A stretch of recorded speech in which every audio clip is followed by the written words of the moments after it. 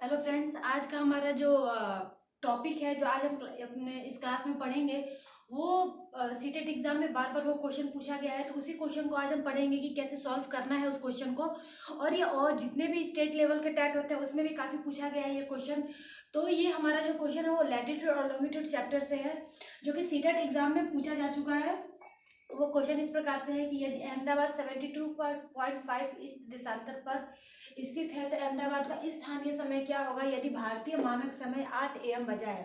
तो इस प्रकार से किसी भी एग्जाम में क्वेश्चन का आंसर देने के लिए सबसे पहले क्वेश्चन को समझना होता है कि पूछा क्या जा रहा है और उस क्वेश्चन में किन किन चीज़ों को इंक्लूड किया गया है और जिसके आधार पर हम आंसर को फाइंड आउट कर सकते हैं। तो यहाँ पे ये देखिए कि अहमदाबाद का यहाँ पे जो है देशांतरीय मान दे दिया गया है, आपको एक चीज मिला।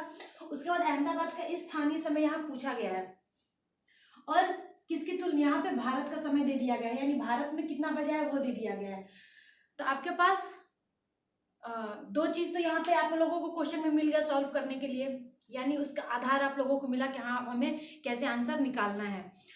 तो हालांकि हमें देशांतरीय मान और इंडिया का समय पता है, तो इंडिया का जो देशांतरीय मान है वो भी हमें पता है। मैंने अक्षांश और देशांतर से रिलेटेड 3 वीडियो अपने चैनल पे डाले हैं, जो कि वहाँ पे जाके भी आप लोग पढ़ सकते हो, जो कि काफ़ी हेल्पफुल है आप लोगों के लिए एग्जाम के लिए। तो जैसा कि मैंने बताया है कि जो भारतीय मानक समय है वो 82.5 डिग्री ईस्ट देशांतर पर है।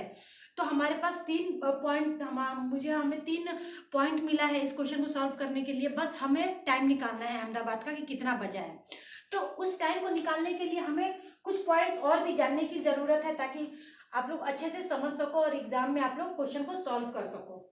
ठीक है, यहाँ अगर आप लोग समझ जाओगे तो एग्जाम में आप लोग आसानी से क्वेश्चन सॉल्व कर पाओगे। यहाँ पे अगर आप लोग थोड़ा सा टाइम दे देते हो इस क्वेश्चन को समझने के लिए। तो सबसे पहले मेरा एक पॉइंट है इस क्वेश्चन को सॉल्व करने के लिए कि जो एक देशांतर से दूसरे देशांतर का समय बोल सकते हैं या दूरी तय करने में 4 मिनट का समय लगता है। तो पहले इसको हम क्लियर करेंगे कि 4 मिनट का समय कैसे लगता है एक देशांतर से दूसरे देशांतर के बीच की दूरी तय करने में। तो ये समझ लीजिए कि ये हमारा ग्लोब है इस तरह से, और इस ग्लोब पे नॉर्थ से साउथ लंबवत रेखाएं खींची जाती है, जिसको देशांतर बोलते हैं, देशांतर रेखाएं। अब इस 0 डिग्री, इसको हम 0 डिग्री मान के चलें, यानी प्रमुख याम्यांतर यानी प्राइम मेरिडियन। ठीक है, तो इसको हम प्राइम मेरिडियन बोलते हैं लाइन। तो यहाँ ये 0 डिग्री पे है और इसी 0 डिग्री से होके इंग्लैंड, यही 0 डिग्री से होके इंग्लैंड गुजरता है, यानी 0 डिग्री पे इंग्लैंड को रखा गया है। 0 डिग्री पे इंग्लैंड को इसलिए रखा गया है कि अगर जैसे कि जो हमारा अर्थ है वो मोशन की क्रिया में होता है, यानी रोटेशन अपने एक्सिस पे करते रहता है। तो अगर 0 डिग्री को पे हम इंग्लैंड को रखे हैं तो उसी के अकॉर्डिंग हम एक मेजरमेंट ले सकते हैं इंडिया का या किसी भी देश का। तो इंडिया को हमारे 0 डिग्री से लेके 82.5 डिग्री ईस्ट देशांतर पर रखा गया है। ठीक है, तो जब भी मूव करेगा जब भी मूव करेगा अर्थ, तो क्या करेगा, इंग्लैंड के साथ साथ करते रहेगा। तो वो एक मेजरमेंट के लिए 82.5 डिग्री इस देशांतर पे हमारे इंडिया को रखा गया कि कहीं भी जाएगा तो वो उसका डिस्टेंस इतना ही रहेगा, इस तरह से। तो अब हमारा जो ग्लोब है उस पे अगर एक एक डिग्री पे हम ऐसे लाइन खींचते हैं देशांतर की, इसी तरह से इधर भी ये पूरे ग्लोब पे अगर एक एक डिग्री की दूरी तय कर मतलब के डिस्टेंस पे अगर लाइन खींचते हैं तो टोटल 360 डिग्री रेखाएं होती हैं ग्लोब पे। ठीक है, तो अगर उस कैसे होती है कि किसी भी गोल आकृति की जो भी समान होती है, वस्तुएं होती हैं, उसका जो परिधि होता है, पेरिफेरी होता है, वो 360 डिग्री होता है। तो पृथ्वी भी हमारा गोल है, तो उसका भी जो पेरिफेरी है वो 360 डिग्री है। एक तो ये है, और इसलिए वो देशांतर की रेखाएं हालांकि एकदम पैरेलल में होती है, तो वो चारों तरफ अगर हम एक एक डिग्री को ले लेके अगर हम लाइनें खींचते हैं एक एक डिग्री, तो वो हमारा 360 रेखाएं होती हैं। तो जब इस तरह से हम आपको दिखा सकते हैं कि जब 360 डिग्री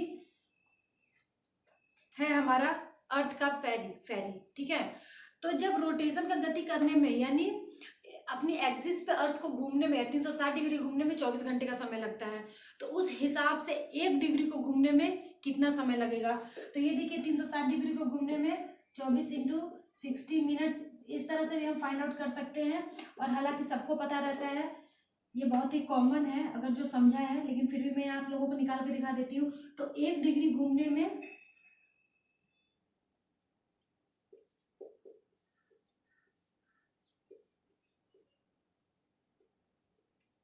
इस तरह से,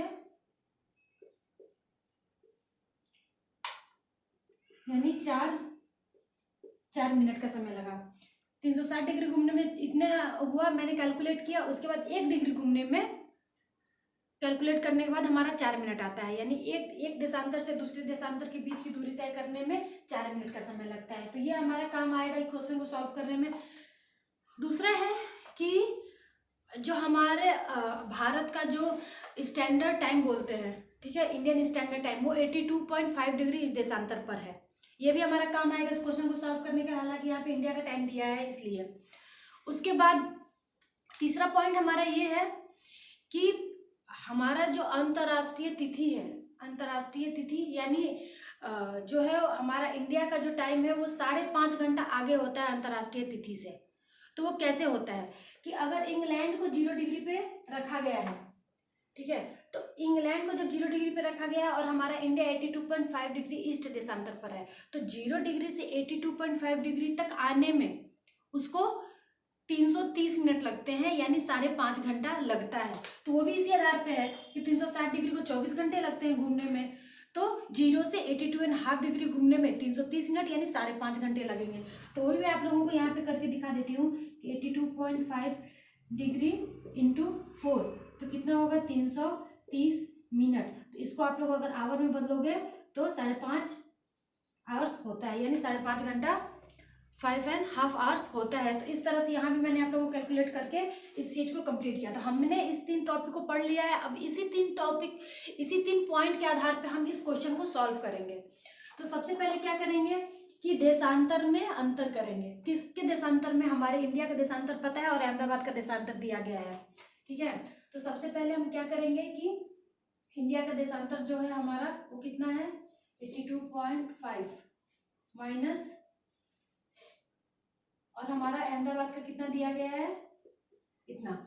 तो अगर दोनों के देशांतर में अगर हम माइनस करते हैं, सबसे पहले ये रूल अपनाओगे आप लोग एग्जाम में, तो कितना आएगा 10 डिग्री का अंतर है, यानी एक देशा इससे और इससे देशांतर के बीच में 10 डिग्री का अंतर है। तो अब क्या करना है, मूव क्या करना है, टाइम क्या क्या करना है जो भी, तो वो 10 डिग्री का के ही अंतर पे समय बचेगा, ठीक है। तो जब 1 डिग्री की दूरी तय करने में 4 मिनट का समय लगता है यहाँ पे, तो हम क्या करेंगे कि जो हमारा अंतर आएगा उसमें हम 4 से गुना कर देंगे।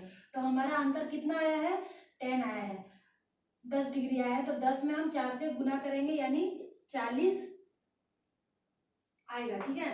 यानी इसको हम 40 मिनट बोलेंगे, यानी जब 1 डिग्री को घूमने में 4 मिनट का समय लगा तो 10 डिग्री को घूमने में 40 मिनट का समय लगेगा। ये भी एकदम सिंपल कैलकुलेशन है।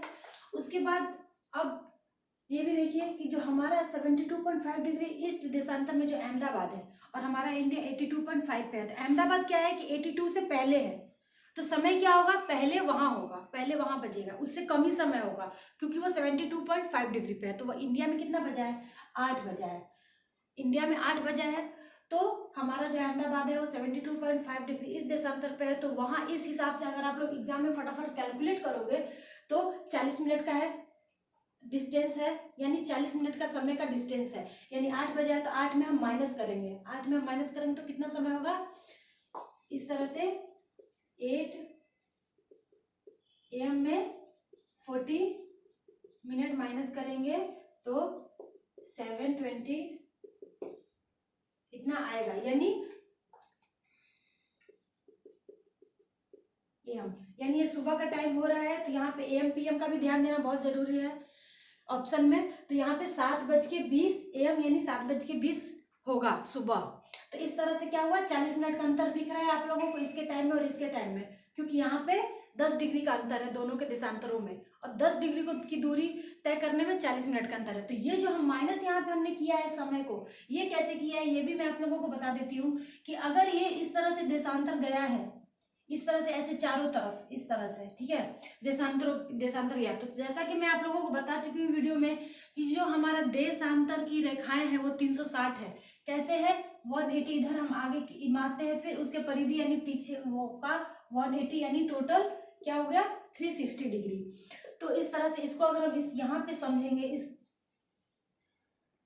तो यहाँ पे अगर हम 0 मानते हैं 30 60 90 सेम उसी कंडीशन में इधर भी हम जाएंगे,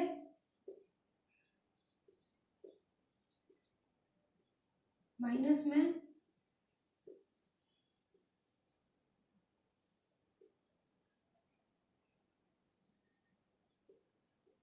इस तरह से आप देख सकते हैं कि इस तरह से ये जो हमारा अर्थ है उसका रोटेशन जो होता है वो एंटी क्लॉकवाइज में होता है, इस तरह से। ठीक है, तो एंटी क्लॉकवाइज में अगर हम जाएंगे तो वो हमारा क्या होगा, प्लस में जाएगा।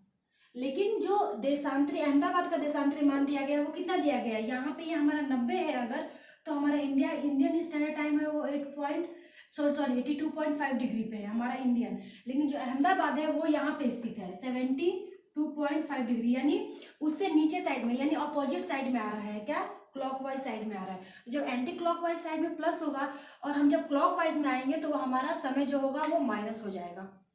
तो इस तरह से आप लोगों को समझ में आ गया कि प्लस और माइनस कैसे मैंने किया समय में। तो जब 82.5 पे 8 बजेगा तो उससे अगर हम समय को नीचे की डिग्री में आएंगे, घटते में आएंगे, तो वहाँ पे हम माइनस करेंगे 72.5 पे, तो हमारा 7:20 AM टाइम हो जाएगा। अगर यदि यही जो हमारा देशांतरीय मान है ये ऊपर के साइड दिया होता 90 या 120 इस तरह से, तो हम उसमें क्या करते हैं, वो हमारा एंटी क्लॉकवाइज में ही जाता है, यानी प्लस में ही जाता है, समय जो एंगल है वो बढ़ते जाता है तो वो प्लस करते हैं। तो इस तरह से आप लोगों को समझ में आया प्लस माइनस भी कैसे समय में हो सकता है। वहाँ भी बच्चे जो है एग्जाम में कंफ्यूज कर जाते हैं कि कोई 8:40 आंसर दे के आ जाए, तो वो 8:40 नहीं होगा समय, वो क्योंकि देशांतरीय मान कम है इंडिया के देशांतरीय मान से, इसलिए हमेशा माइनस होगा। तो और ये भी समय आप लोग फाइंड आउट कर लेना 4 मिनट के हिसाब से। तो इस तरह से ये क्वेश्चन बहुत ही आसानी से सॉल्व किया जा सकता है। इतना तो आप लोग समझ चुके हो यहाँ पे समझने के लिए, लेकिन अगर एग्जाम में आप लोगों को क्विकली आंसर को फाइंड आउट करना है 2 मिनट 1 मिनट में या उससे भी कम समय लेना है, तो फटाक से आप लोग क्या करना है कि दोनों जो आप लोगों को देशांतर दिया होगा और इंडियन का देशांतर ये मान पता होगा, तो दोनों में को माइनस कर देना और उस माइनस को 4 से इंटू कर देना, तो आप लोगों का समय निकल आएगा मिनट। अब जो देशांतरीय मान आप लोग यहाँ देख लेना कि इंडियन स्टैंडर्ड टाइम से ज़्यादा दिया है या कम दिया है। अगर इंडियन स्टैंडर्ड टाइम से कम दिया है तो आप लोग समय को क्या करना, जो आप लोगों को ऑप्शन में समय दिया होगा जिसकी तुलना करके उसमें आप लोग माइनस कर देना। और अगर इंडियन स्टैंडर्ड टाइम से आप लोगों का समय ज़्यादा दिया होगा देशांतरीय मान क्वेश्चन में, तो वहाँ पे समय में जितना मिनट आएगा वहाँ प्लस कर देना। तो इस तरह से आप लोग क्विकली एग्जाम में इस आंसर को दे दोगे। तो चलिए मिलते हैं अपने नेक्स्ट वीडियो में। और अगर अभी तक आप लोगों ने मेरे चैनल को सब्सक्राइब नहीं किया तो सब्सक्राइब करिए, और इससे रिलेटेड मैंने और भी वीडियो डाले हैं वो भी पढ़िए, एग्जाम के लिए बहुत हेल्पफुल है। मिलते हैं नेक्स्ट वीडियो में, थैंक यू।